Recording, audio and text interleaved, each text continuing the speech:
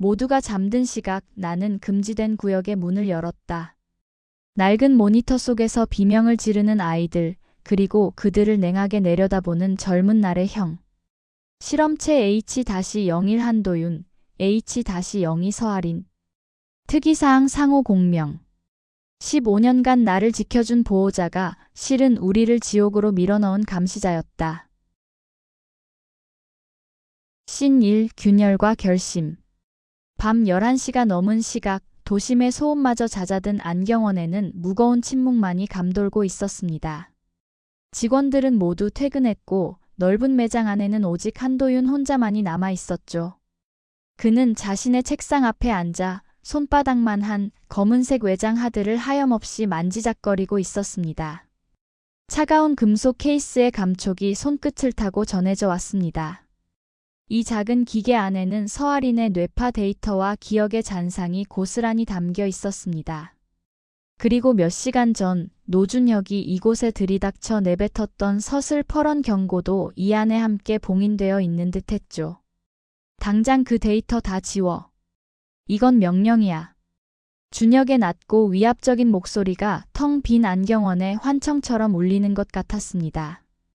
도윤의 시선이 멍하니 켜져 있는 컴퓨터 모니터로 향했습니다. 화면에는 CCTV 영상의 정지 화면이 띄워져 있었습니다. 오늘 오후 거만실 의자에 앉아 고통스럽게 코피를 쏟고 있는 할인의 모습이었습니다. 축 늘어진 어깨와 창백한 얼굴을 보고 있으면 가슴 한구석이 묵직하게 조여왔습니다.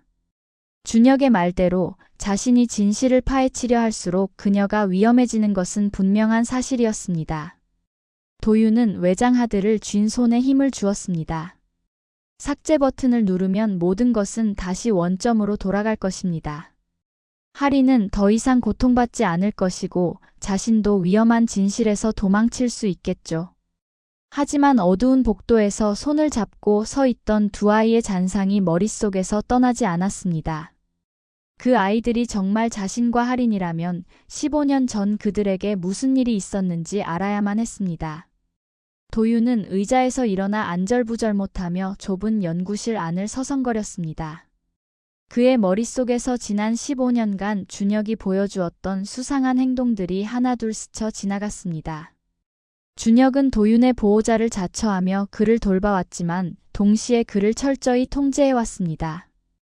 특히 도윤이 자신의 과거에 대해 궁금해하거나 기억을 되찾으려는 시도를 할 때마다 준혁은 과민 반응을 보였었죠.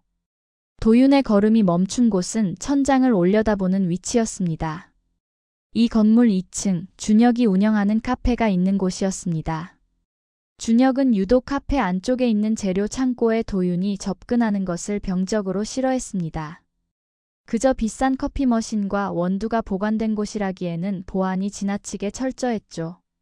항상 디지털 도어락과 기계식 자물쇠로 이중 잠금이 되어 있었으니까요.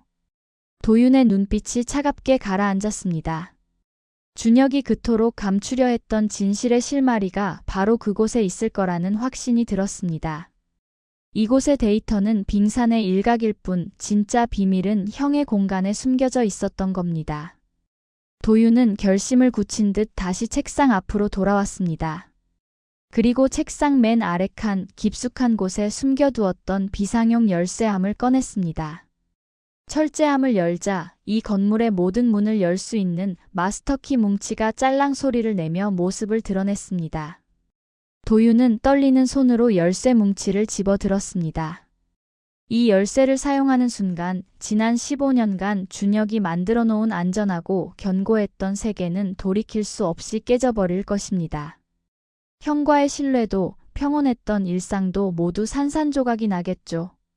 하지만 도윤은 더 이상 만들어진 평화 속에 숨어 있을 수가 없었습니다.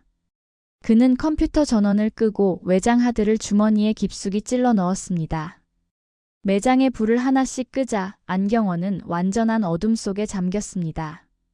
도윤은 휴대폰 손전등 불빛 하나에 의지한 채 매장 구석에 있는 비상구 문으로 향했습니다. 그 문은 2층 카페로 바로 연결되는 좁고 가파른 계단과 이어져 있었습니다.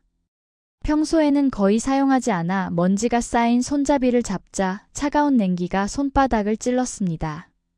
도유는 깊게 심호흡을 한 번 하고 금지된 구역을 향해 첫 발을 내디뎠습니다. 신 2. 금지된 구역.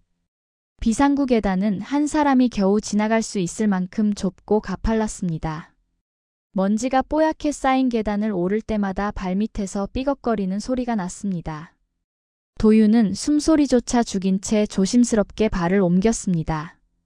계단 끝에 다다르자 2층 카페로 통하는 두꺼운 방화문이 앞을 가로막았습니다.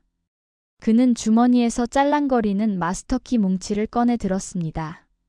수많은 열쇠 중에서 방화문에 맞는 것을 찾아 열쇠 구멍에 꽂아 넣었습니다. 철컥하는 둔탁한 금소금이 적막한 계단실에 크게 울려 퍼졌습니다. 도유는 화들짝 놀라 주변을 두리번거렸지만 다행히 아무런 인기척도 들리지 않았습니다. 그는 조심스럽게 문고리를 돌려 문을 열었습니다. 문틈으로 영업이 끝난 카페의 어두운 내부가 드러났습니다. 낮 동안 손님들로 북적였을 공간은 이제 죽은 듯이 고요했습니다. 도유는 휴대폰 손전등 불빛을 바닥으로 비추며 안으로 들어섰습니다. 익숙한 커피향과 낯선 긴장감이 뒤섞인 공기가 코끝을 스쳤습니다. 그는 테이블과 의자를 피해 카페 안쪽으로 깊숙이 들어갔습니다. 그의 목적지는 카운터 뒤편에 숨겨진 재료 창고였습니다. 평소 준혁이 직원 외 출입 금지 팻말을 걸어두고 철저하게 통제하던 곳이었죠. 창고문 앞에는 역시나 디지털 도어락과 육중한 기계식 자물쇠가 이중으로 채워져 있었습니다. 도유는 먼저 파란색 불빛이 깜빡이는 도어락 앞에 섰습니다. 비밀번호를 알아내야 했습니다. 그는 평소 준혁이 사용하던 비밀번호 패턴을 머릿속으로 그려보았습니다. 생일, 전화번호 뒷자리, 안경원 비밀번호. 떨리는 손가락으로 첫 번째 조합을 눌렀습니다. 삐빅, 삐빅, 삐빅. 경쾌하지 않은 오류음이 울렸습니다. 도유는 식은땀을 흘리며 두 번째 조합을 시도했습니다.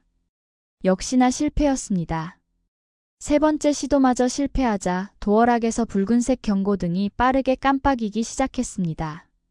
한 번만 더 틀리면 경보음이 울릴지도 모르는 상황이었습니다. 도유는 눈을 감고 마지막으로 떠오른 숫자를 입력했습니다. 그것은 준혁이 술에 취해 무심코 중얼거렸던 그가 과거 연구소에서 도망쳐 나온 날짜였습니다.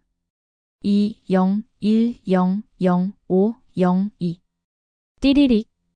거짓말처럼 경쾌한 해제음과 함께 도어락의 잠금이 풀렸습니다. 도유는 안도의 한숨을 내쉬며 마스터키로 기계식 자물쇠를 열었습니다. 무거운 쇠사슬이 풀리고 창고 문이 열리자 안에서 퀴퀴한 냄새가 확 풍겨왔습니다.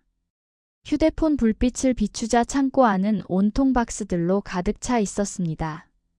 원두 포대, 시럽병, 일회용 컵 상자들이 천장까지 높게 쌓여 있었죠. 얼핏 보면 평범한 재료 창고처럼 보였습니다. 하지만 도유는 직감적으로 알 수 있었습니다. 이 박스들은 진짜 비밀을 감추기 위한 위장막에 불과하다는 것을요.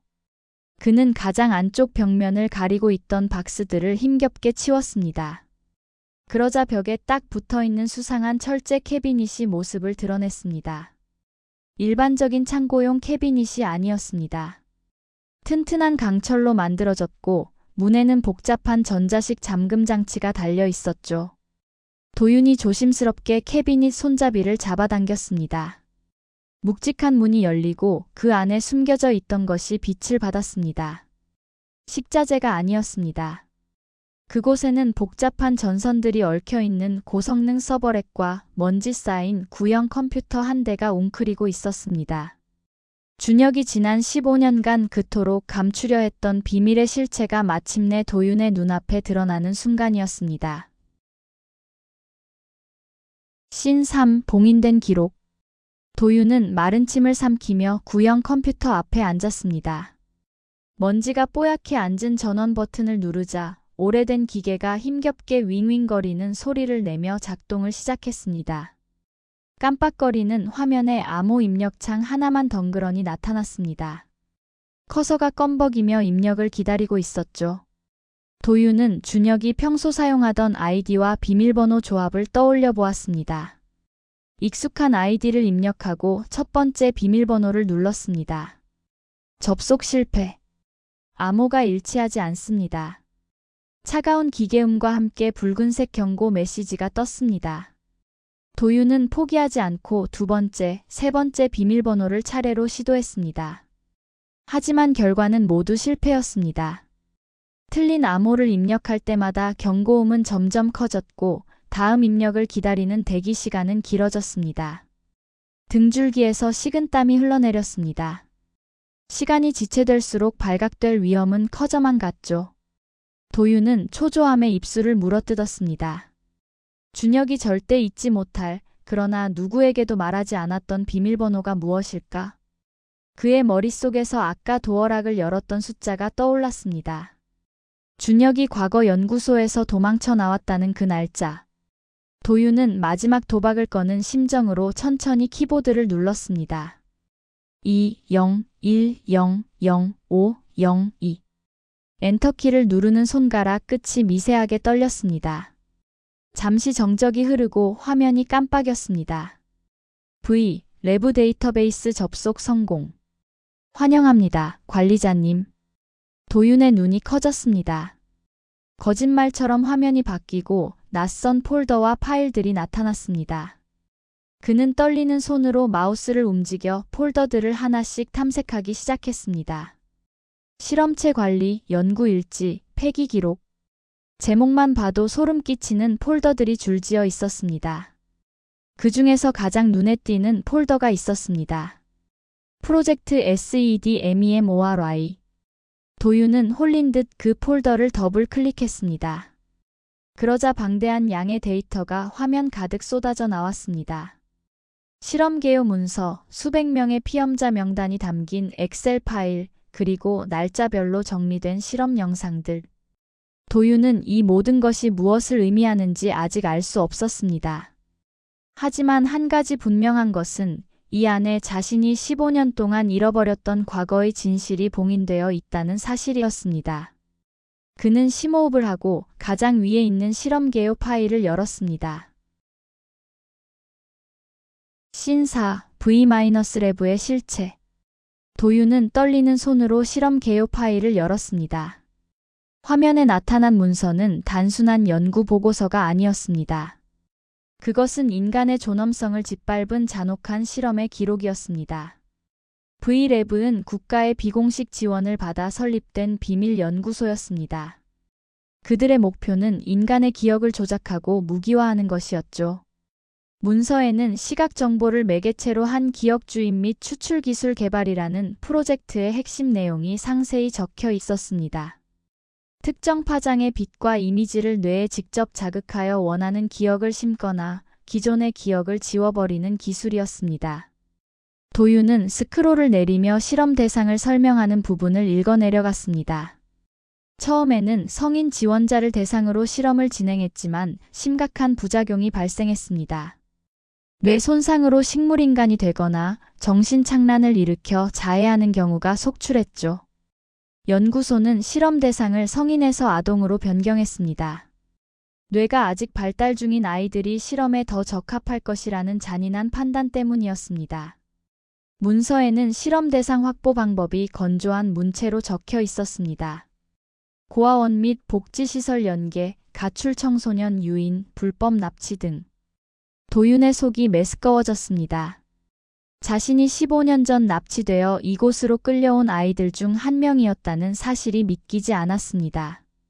그는 다음으로 실험 진행 경과 보고서를 열었습니다. 수많은 아이들이 실험 도중 부작용으로 사망하거나 폐기되었다는 기록이 담겨 있었습니다. 폐기라는 단어 옆에는 사망 날짜와 원인이 짤막하게 적혀 있었습니다. 뇌출혈, 심장마비, 자살. 아이들의 죽음은 그저 실험 데이터의 일부로 취급되고 있었습니다. 도윤은 주먹을 꽉 쥐었습니다. 분노와 공포가 뒤섞여 온몸이 부들부들 떨렸습니다. 이곳에서 얼마나 많은 아이들이 고통 속에 죽어갔을지 상상조차 할 수 없었습니다. 그는 기록을 읽을수록 15년 전의 악몽이 되살아나는 것 같아 견디기 힘들었습니다. 하지만 그는 멈출 수 없었습니다. 이 지옥 같은 곳에서 자신과 할인이 어떻게 살아남았는지, 그리고 왜 기억을 잃어야만 했는지 알아내야 했습니다. 도윤은 힘겹게 다음 파일을 열었습니다. 그것은 실험 과정을 담은 흑백 영상이었습니다. 씬5 기록된 비명. 도윤은 실험 영상 폴더를 열어 가장 날짜가 오래된 파일을 무작위로 재생했습니다. 화면이 깜빡이며 지지직거리는 노이즈가 지나가고 흑백의 저화질 영상이 나타났습니다. 영상 속 장소는 창문 하나 없는 삭막한 실험실이었습니다. 하얀색 실험복을 입은 작은 아이가 수많은 전선과 기계장치에 연결된 채 의자에 묶여 있었습니다. 아이는 10살도 채 되어 보이지 않는 어린 남자아이였습니다. 머리에 씌워진 투박한 헤드기어에서 강렬한 빛이 번쩍일 때마다 아이의 몸이 격렬하게 튀어 올랐습니다. 화면 너머로 아이의 비명이 들리는 것 같아 도윤은 귀를 막고 싶었습니다. 아이는 고통에 몸부림치며 발버둥쳤지만 가죽끈에 묶인 팔다리는 꼼짝도 하지 않았습니다. 연구원들은 유리창 너머에서 아이의 고통에는 아랑곳하지 않고 모니터를 보며 수치를 기록하고 있었습니다. 그들은 아이에게 약물을 주사하고 기계의 출력을 높이라는 지시를 내렸습니다. 영상이 바뀔 때마다 다른 아이들의 모습이 나타났습니다. 어떤 아이는 발작을 일으키며 입에 거품을 물었고 어떤 아이는 초점 없는 눈으로 허공을 응시하며 중얼거렸습니다. 도윤은 영상을 보는 내내 구역질이 올라와 입을 틀어막아야 했습니다. 이것은 단순한 실험이 아니라 고문이었습니다. 그때 영상 속에서 낯익은 얼굴이 스쳐 지나갔습니다. 도윤은 황급히 영상을 일시 정지시키고 화면을 확대했습니다. 유리창 너머에서 냉철한 표정으로 실험을 지시하고 있는 젊은 연구원. 그는 바로 15년 전의 노준혁이었습니다. 지금보다 훨씬 젊고 날카로운 인상이었지만 그 차가운 눈빛만은 그대로였습니다. 도윤은 망치로 머리를 얻어맞은 듯한 충격에 휩싸였습니다. 준혁은 단순한 연구원이 아니었습니다. 이 끔찍한 실험을 주도하고 아이들을 고통 속으로 몰아넣은 핵심 책임자였던 것입니다. 도윤은 그제야 준혁이 왜 그토록 진실을 감추려 했는지 이해할 수 있었습니다. 준혁이 자신을 보호하려 했던 것은 형제 때문이 아니었습니다. 자신의 추악한 과거가 드러나는 것을 막기 위해 유일한 생존자인 도윤을 철저히 통제하고 감시했던 것입니다. 도윤은 배신감에 치를 떨었습니다. 지난 15년간 자신을 가족처럼 돌봐주었던 형이 사실은 자신을 지옥으로 몰아넣은 장본인이었다니. 그는 준혁에 대한 증오와 분노로 온몸이 불타오르는 것 같았습니다. 도윤은 떨리는 손으로 다음 영상을 재생했습니다. 이번에는 자신과 할인의 모습이 담긴 영상을 찾아야 했습니다. 씬6 H-01과 H-02. 도윤은 마지막으로 피험자 명단 파일을 열었습니다. 수백 줄에 달하는 엑셀 파일이 화면 가득 나타났습니다. 각 행에는 아이들의 이름 대신 실험 번호와 성별, 나이, 그리고 납치 일시가 적혀 있었습니다. 도윤은 스크롤을 내려 명단의 마지막 부분으로 이동했습니다. 대부분의 아이들 이름 옆에는 폐기, 사망, 실종 등의 절망적인 단어들이 붉은색으로 표시되어 있었습니다. 그 수많은 죽음의 기록들 속에서 도윤은 유일하게 파란색으로 표시된 두 줄을 발견했습니다. 생존 관리 중. 그 단어 옆에 적힌 실험 번호를 보는 순간 도윤의 심장이 멈추는 것 같았습니다. 실험체 H-01 한도윤, 남, 당시 16세 실험체 H-02 서할인, 여, 당시 15세. 자신과 할인의 이름이었습니다. 두 사람의 납치 일시는 2010년 5월 2일로 동일했습니다. 준혁이 연구소에서 도망쳤다는 바로 그날이었습니다. 명단 옆 비고란에는 특이사항 최우수 적합체, 상호 공명 현상 발생이라는 메모가 덧붙여져 있었습니다. 도윤은 마우스를 움직여 메모를 클릭했습니다.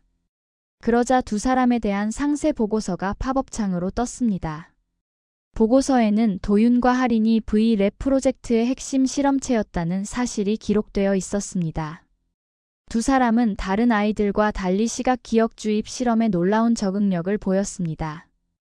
특히 두 사람이 물리적으로 가까이 있을 때 뇌파가 동기화되며 실험 효과가 극대화되는 공명 현상이 나타났습니다.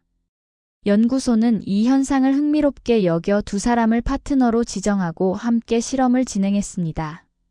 보고서에는 두 사람이 함께 실험을 받는 사진들이 첨부되어 있었습니다. 하얀색 실험복을 입고 나란히 앉아 서로의 손을 꼭 잡고 있는 어린 시절의 자신과 할인. 그들의 눈빛은 두려움에 떨고 있었지만 잡은 손만은 절대 놓지 않겠다는 듯 단단히 얽혀 있었습니다. 도유는 사진 속 두 아이의 모습을 하염없이 바라보았습니다. 기억은 잃었지만 가슴 한구석이 저릿하게 아려왔습니다. 그들은 지옥 같은 실험실에서 서로에게 유일한 버팀목이자 구원이었습니다. 도유는 이제야 할인을 처음 만났을 때 느꼈던 그 강렬한 끌림의 이유를 알 수 있었습니다.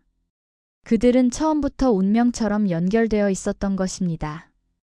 보고서 마지막 부분에는 두 사람의 실험 결과가 적혀 있었습니다. 할인은 과도한 실험으로 인해 기억 분열 증상을 보였고 도유는 타인의 감정을 시각화하는 특이 능력을 얻게 되었습니다. 연구소는 통제가 불가능해진 두 사람을 분리하고 각자의 기억을 봉인하는 조치를 취했습니다. 그것이 바로 준혁이 말했던 봉인의 정체였습니다. 도유는 보고서를 닫고 의자 깊숙이 몸을 기대었습니다. 모든 진실이 밝혀졌습니다. 이제 그는 선택해야 했습니다. 이 끔찍한 진실을 덮고 다시 준혁의 통제 속으로 돌아갈 것인지 아니면 할인과 함께 맞서 싸울 것인지. 도윤의 눈빛이 차갑게 빛났습니다. 신 7 연결된 고리. 도윤은 다시 마우스를 움직여 H-01과 H-02의 상세 기록을 열어보았습니다.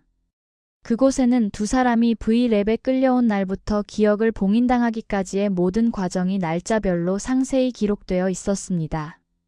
도윤과 하리는 2010년 5월 2일 같은 날 같은 장소에서 납치되어 연구소로 끌려왔습니다. 당시 도윤은 16세, 하리는 15세였습니다. 두 사람은 낯선 환경과 끔찍한 실험에 대한 공포 속에서 처음 만났습니다. 기록에는 두 사람이 처음 만났을 때부터 서로에게 강한 유대감을 느꼈다고 적혀 있었습니다. 그들은 혹독한 실험 과정에서 서로를 의지하며 버텼고 그 과정에서 알 수 없는 공명 현상을 일으켰습니다. 연구진은 이 현상을 우연히 발견하고 흥미롭게 여겼습니다. 그들은 두 사람을 파트너로 지정하고 집중적으로 실험하기 시작했습니다. 두 사람이 함께 있을 때 실험 강도를 높이면 어떤 결과가 나오는지 관찰하는 것이었습니다. 기록에 첨부된 영상 속에서 도윤과 하리는 실험대 위에 나란히 누워 서로의 손을 꼭 잡고 있었습니다. 강렬한 빛이 번쩍일 때마다 두 사람의 몸이 동시에 튀어올랐고 고통스러운 비명이 실험실을 가득 메웠습니다. 하지만 그들은 끝까지 잡은 손을 놓지 않았습니다. 서로의 존재가 유일한 위안이자 버팀목이었기 때문입니다. 실험 강도가 높아질수록 두 사람에게 나타나는 부작용도 심해졌습니다. 하리는 기억을 잃고 폭주하는 증상을 보이기 시작했습니다. 그녀는 실험 도중 갑자기 비명을 지르며 발작을 일으켰고 깨어난 후에는 아무것도 기억하지 못했습니다. 반면 도윤은 타인의 감정을 시각화하는 특이 능력을 얻게 되었습니다. 그는 연구원들의 감정을 색으로 보고 그들의 생각을 읽어내기 시작했습니다. 연구소는 통제가 불가능해진 두 사람을 분리하기로 결정했습니다. 그들은 할인의 폭주를 막고 도윤의 능력을 억제하기 위해 각자의 기억을 봉인하는 조치를 취했습니다. 그 과정에서 준혁이 어떤 역할을 했는지는 기록되어 있지 않았습니다. 하지만 도윤은 준혁이 이 모든 과정을 지시하고 감독했을 것이라 확신했습니다. 도윤은 주먹으로 책상을 내리쳤습니다.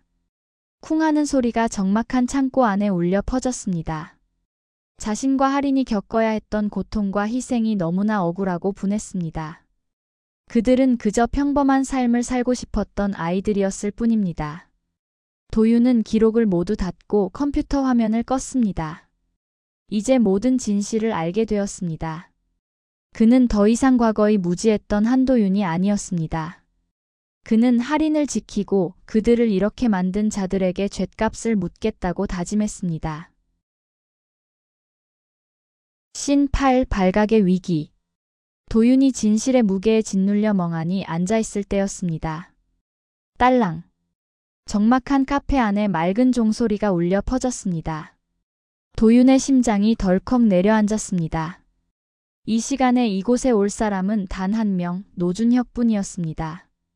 그는 황급히 컴퓨터 모니터를 끄고 주변을 둘러보았습니다. 창고 안은 몸을 숨길 만한 곳이 마땅치 않았습니다. 발소리가 점점 창고 쪽으로 다가오고 있었습니다. 도윤은 급한 마음에 서버렉 뒤쪽의 좁은 틈으로 몸을 비집고 들어갔습니다. 먼지와 거미줄이 옷에 달라붙었지만 신경 쓸 겨를이 없었습니다. 그는 숨을 죽이고 마스터키를 쥔 손에 힘을 주었습니다. 만약 준혁에게 들킨다면 모든 것이 끝장날 것입니다. 철컥. 창고 문이 열리고 손전등 불빛이 안으로 들어왔습니다. 준혁은 천천히 창고 안으로 걸어 들어와 주변을 두리번거렸습니다. 그는 무언가를 찾는 듯 식자재 박스들을 들춰보고 캐비닛 쪽으로 다가갔습니다. 도윤의 심장이 터질 듯이 뛰었습니다. 준혁의 그림자가 캐비닛 앞에 멈춰 섰습니다. 그는 손전등으로 잠금 장치를 비추며 한동안 가만히 서 있었습니다. 마치 누군가 다녀간 흔적을 찾으려는 듯 예리한 눈빛이었습니다. 도윤은 서버렉 틈새로 준혁의 모습을 지켜보며 마른 침을 삼켰습니다. 제발 그냥 가주기를 간절히 기도했습니다. 준혁은 다행히 캐비닛을 열어보지 않고 발길을 돌렸습니다. 그는 다시 박스들을 정리하고 창고 문을 잠갔습니다. 도윤은 준혁의 발소리가 완전히 사라질 때까지 숨을 죽이고 기다렸습니다. 긴장이 풀리자 다리에 힘이 풀려 주저앉을 뻔했습니다. 그는 서버렉 뒤에서 나와 떨리는 손으로 이마에 식은땀을 닦아냈습니다. 정말 위험한 순간이었습니다. 하마터면 모든 노력이 물거품이 될 뻔했습니다. 도윤은 서둘러 중요 데이터 몇 가지를 자신의 휴대폰으로 촬영했습니다. 그리고 컴퓨터 사용 기록을 삭제하고 캐비닛을 원래대로 잠갔습니다. 모든 흔적을 지운 그는 들어왔던 비상구 계단을 통해 조심스럽게 1층 안경원으로 돌아왔습니다.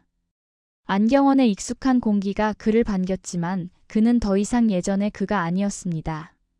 그는 진실을 마주했고 이제 그것을 감당해야 할 책임이 있었습니다. 도윤은 주머니 속에 휴대폰을 꽉 쥐었습니다. 이 안에 담긴 진실이 그와 할인의 운명을 어떻게 바꿀지 아직은 알 수 없었습니다. 하지만 그는 더 이상 도망치지 않겠다고 다짐했습니다. 신 9 탈출. 준혁의 그림자가 창고 문 너머로 사라지고 자물쇠가 채워지는 철컥 소리가 들리고 나서야 도윤은 참았던 숨을 내쉬었습니다. 그는 서버렉 뒤의 비좁은 틈에서 빠져나오며 먼지를 털어냈습니다. 심장이 아직도 쿵쾅거리고 다리가 후들거렸지만 지체할 시간이 없었습니다. 준혁이 언제 다시 돌아올지 모르는 일이었으니까요.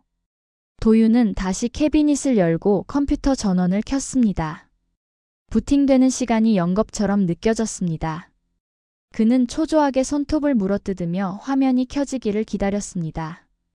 드디어 암호 입력창이 뜨자 그는 익숙하게 20100502를 입력했습니다. 다시 V랩 데이터베이스에 접속한 그는 서둘러 중요 파일들을 찾기 시작했습니다.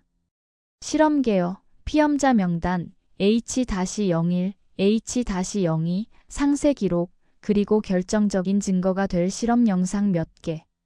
그는 자신의 휴대폰 카메라로 모니터 화면을 닥치는 대로 찍기 시작했습니다. 화질이 좋지 않았지만 내용을 알아보기에는 충분했습니다. 찰칵, 찰칵. 카메라 셔터 소리가 조용한 창고 안에 울려 퍼졌습니다. 도윤은 혹시라도 준혁이 들을까 봐 소리를 최대한 줄이고 촬영을 계속했습니다. 필요한 데이터를 모두 확보한 그는 컴퓨터 사용 기록을 삭제하고 전원을 껐습니다. 그리고 캐비닛 문을 닫고 잠금 장치를 원래대로 돌려놓았습니다. 모든 것이 처음 상태 그대로였습니다. 도윤은 마지막으로 창고 안을 둘러보며 자신이 남긴 흔적이 없는지 확인했습니다. 완벽했습니다. 그는 조심스럽게 창고 문을 열고 나갔습니다. 어두운 카페 안은 쥐 죽은 듯 조용했습니다. 그는 마스터키로 창고 문과 카페 비상구 문을 차례로 잠갔습니다. 다시 비상구 계단을 내려와 안경원 후문으로 돌아왔습니다. 익숙한 안경원 내부가 그의 눈에 들어왔습니다. 하지만 그곳은 더 이상 그에게 안전한 피난처가 아니었습니다. 그는 이제 준혁이 감추려 했던 추악한 진실을 모두 알아버렸으니까요. 도윤은 주머니 속에 휴대폰을 꺼내 찍은 사진들을 확인했습니다. 화면 속의 끔찍한 기록들이 그가 겪었던 고통을 증명하고 있었습니다. 그는 이제 이 진실을 무기로 준혁에게 맞서야 했습니다. 그리고 할인을 구해야 했습니다. 도윤은 깊게 심호흡을 하고 안경원 안으로 들어섰습니다.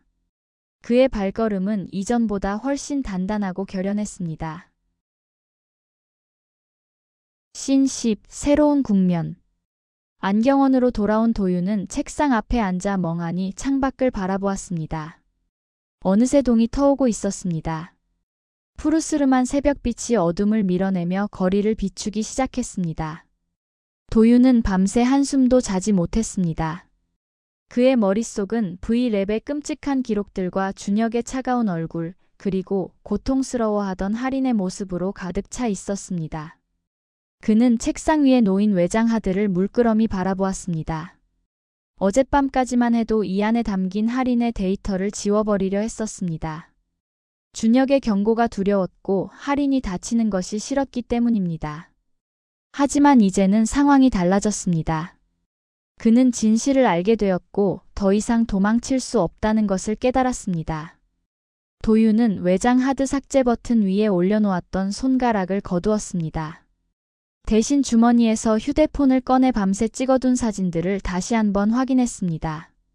V랩의 실험개요, 자신과 할인의 이름이 적힌 피험자 명단, 그리고 고통받는 아이들의 모습이 담긴 실험 영상 캡처 화면들. 이 모든 것이 준혁의 죄를 입증할 움직일 수 없는 증거였습니다. 도윤의 눈빛이 차갑게 빛났습니다. 그는 더 이상 과거의 무지하고 나약했던 한도윤이 아니었습니다. 그는 15년 전 잃어버렸던 기억과 함께 자신과 할인을 지킬 힘을 되찾아야 했습니다. 도윤은 휴대폰을 책상 위에 내려놓고 깊게 심호흡을 했습니다. 이제 그는 선택해야 했습니다. 이 진실을 할인과 공유하고 함께 싸울 것인지 아니면 혼자서 준혁과 맞설 것인지. 어떤 선택을 하든 쉽지 않은 길이 될 것입니다. 하지만 그는 더 이상 망설이지 않았습니다. 도윤은 자리에서 일어나 안경원 불을 켰습니다. 환한 불빛이 매장 안을 가득 채웠습니다. 그는 거울 앞에 서서 자신의 얼굴을 바라보았습니다. 밤새 퀭해진 눈 밑에는 다크서클이 짙게 내려와 있었지만 눈빛만은 그 어느 때보다 강렬하게 타오르고 있었습니다. 새로운 하루가 시작되고 있었습니다. 그리고 도윤의 새로운 싸움도 이제 막 시작되려 하고 있었습니다. 그는 주먹을 불끈 쥐며 다짐했습니다. 반드시 진실을 밝히고 할인을 구하겠다고. 그리고 그들을 이렇게 만든 자들에게 철저하게 죗값을 묻겠다고. 도윤의 결연한 표정 너머로 아침 해가 붉게 떠오르고 있었습니다. 가까스로 탈출한 새벽, 내 손에 쥔 휴대폰 속에는 참혹한 진실이 담겨 있었다. 나는 더 이상 과거의 기억을 잃은 나약한 피해자로 살지 않겠다. 이 모든 고통을 시작한 자들에게 반드시 죗값을 물을 것이다. 이제 할인을 구하기 위한 진짜 싸움이 시작된다. 구독과 좋아요는 진심 어린 이야기 제작에 큰 힘이 됩니다. 오늘도 당신의 하루가 따뜻하길 바랍니다. 작은 세상 함께하세요. 감사하고 사랑합니다.